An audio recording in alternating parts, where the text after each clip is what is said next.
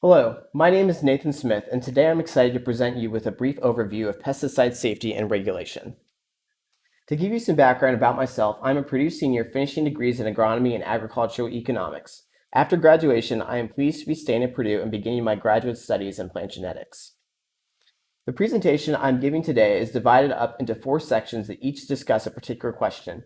The four questions are: what's a pesticide and how do they benefit us? Why are some inclined to oppose agricultural pesticide use? Does eating organic foods eliminate all pesticide exposure? And where can we go from here? Let's begin by discussing this first question: what's a pesticide and how do they benefit us?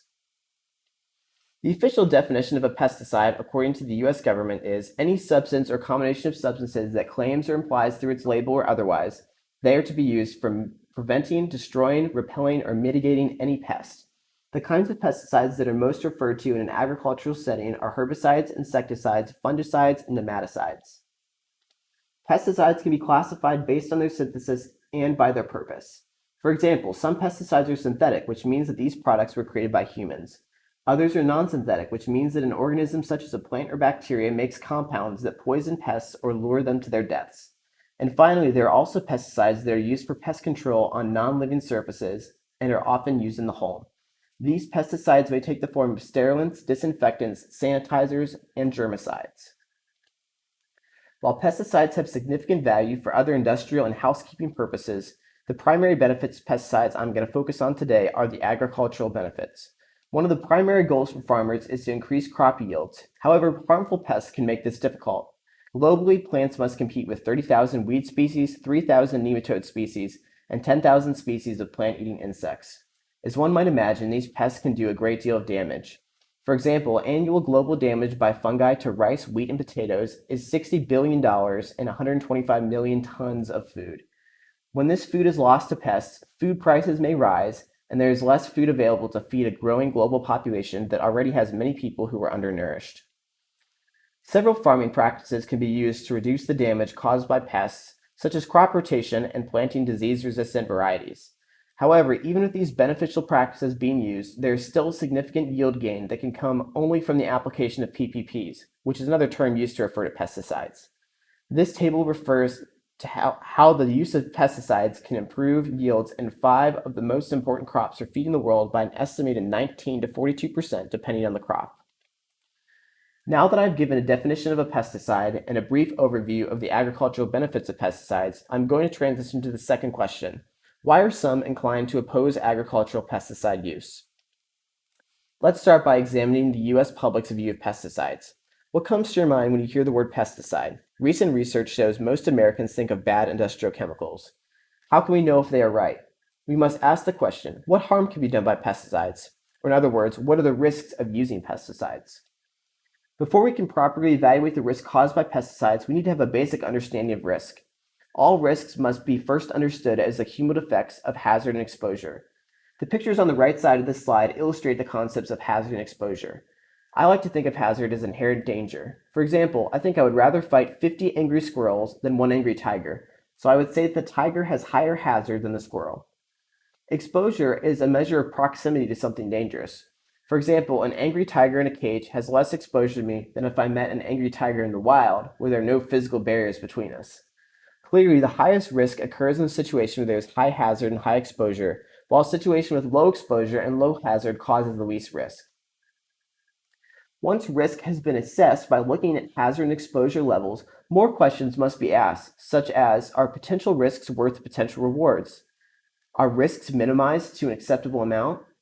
Let me give an example. Let's pretend you've just gotten a new job and are trying to decide if you should walk or drive to work. You do some quick research and you find out that there were 6,227 U.S. pedestrian deaths in 2018 compared to 38,000 U.S. driving deaths annually. You feel these numbers give an accurate picture of the ratio between the risk of walking and the risk of driving in your area. How do you make your decision on which transportation mode to use? Likely, you ask yourself if the rewards to driving, such as getting to your job significantly quicker, justify the fact that you are statistically 6 times as likely to die while driving. You also might ask yourself about what kind of risk management strategies you could use to help you reduce your risk while driving. For example, I doubt that many people would be comfortable commuting to work every day going 70 miles per hour on poorly made go-karts with no traffic rules and no seatbelts. Risk management strategies for driving that reduce hazard, such as traffic lights, and reduce exposure, such as seatbelts, help reduce risks to a minimum and make people more likely to accept any risks that remain. In my mind, the fact that so many people can be seen driving to work every day demonstrates that either people aren't aware that they are taking a risk by driving, or, more likely to me, they've decided that the risk is worth the benefits. This driving versus walking example is just one of hundreds of decisions you might make daily using risk-benefit analysis. And most of these decisions, every choice you can make will still have some risk associated with it. It is almost impossible to minimize most risks to 0%.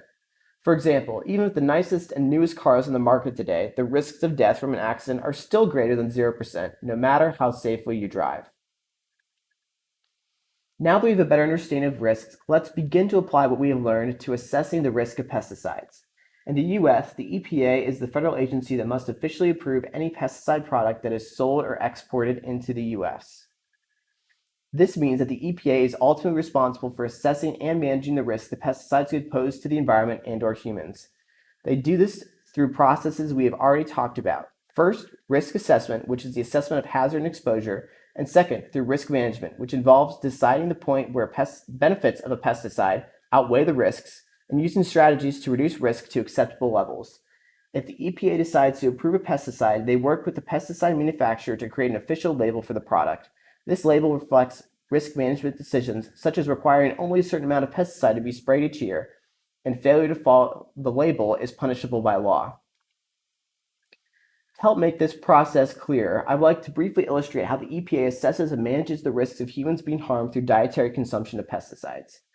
First, hazard is assessed through toxicological studies that determine what concentration of a given pesticide can physically harm rats or mice.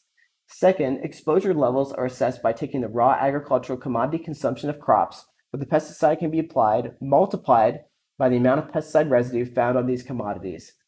When the risk assessment phase is over, the EPA is required to assign a max residue level to any pesticide that will be approved for use on a commodity used in foods.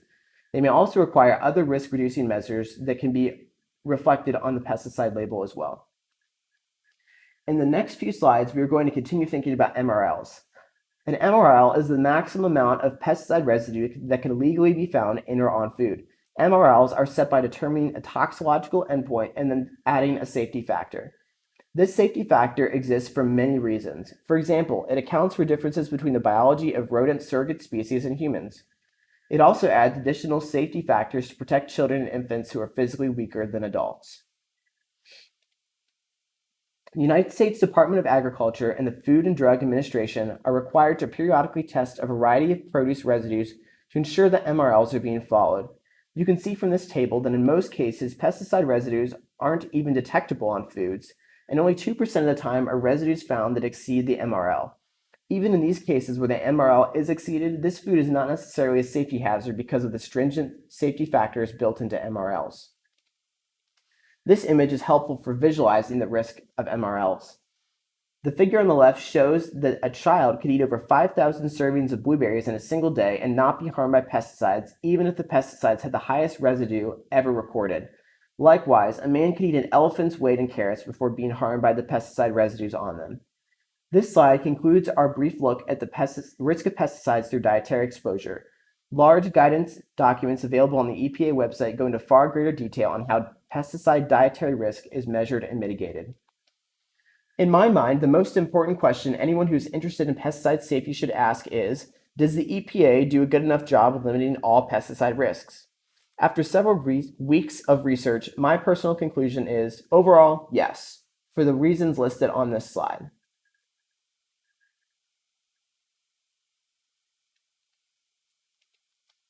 Data that tracks the safety and effectiveness of pesticides over time can be one performance indicator of the EPA as well as the pesticide industry.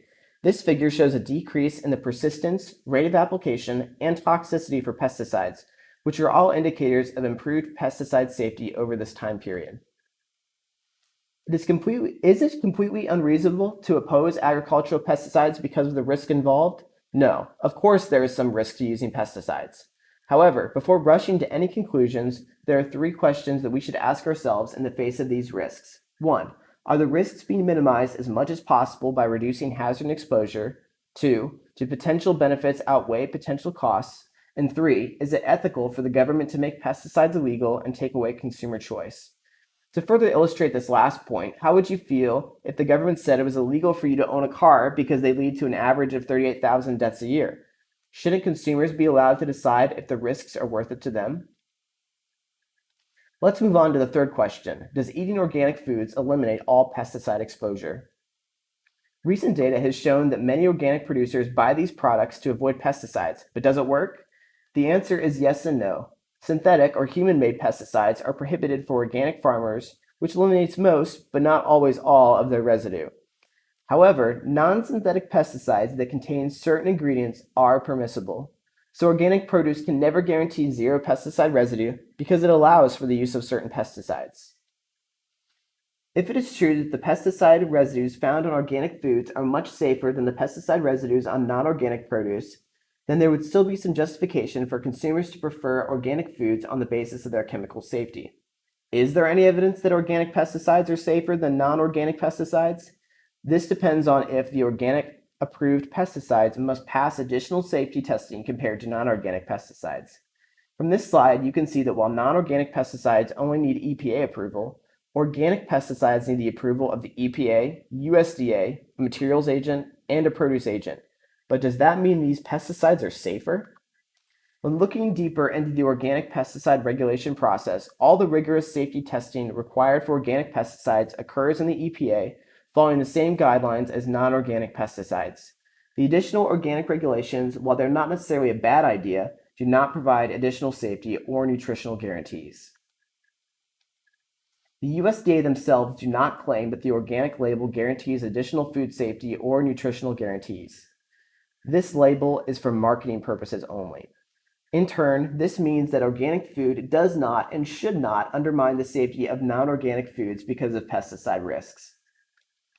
While no types of fruits or vegetables can guarantee zero pesticide exposure, this chart, which we've already seen once in this presentation, shows that most foods, despite being labeled organic or non-organic, have low pesticide levels far below any amount that is likely to cause harm. In fact, the potential human health risks due to not eating fruits and vegetables far outweigh the potential human health risks due to eating fruits and veggies with very small amounts of pesticide on them. So where can we go from here? Whether or not you decide to consume organic or non-organic food, you're relying on the EPA to ensure that any pesticides being used on these foods will not harm you. Clearly then, it is in everyone's best interest that the EPA only approve the safest pesticides and those that have the greatest reward to risk ratios. While the usage of agricultural pesticides can often be controversial, I believe stakeholders would be benefited by finding common ground that allows them to work towards common goals. For example, can multiple stakeholders work together to holding the EPA accountable in their role and helping them improve their methods when possible? Increased responsible pesticide use could be one of the solutions to meeting increased food demands that will occur due to population growth. Research shows that if areas of the world that do not currently use pesticides adopted pesticides, there could be global yield increases of approximately 25% in 3 major crops. It is important to realize that along with the risk to using pesticides, there are also risks to not using pesticides. One of these risks is the risk of failing to feed the world. I would like to acknowledge CropLife America for having me as an intern this past summer and making this research possible. CropLife is a national trade organization representing pesticide manufacturers, formulators, and distributors. At the time I created this presentation, I was not employed by CropLife, and all opinions expressed in this presentation are my own. I would also like to acknowledge the College of Ag Transformational Experiences Program and the Purdue College of Agriculture for providing me resources to seek an internship based out of Washington, D.C. last summer and supporting me throughout the process.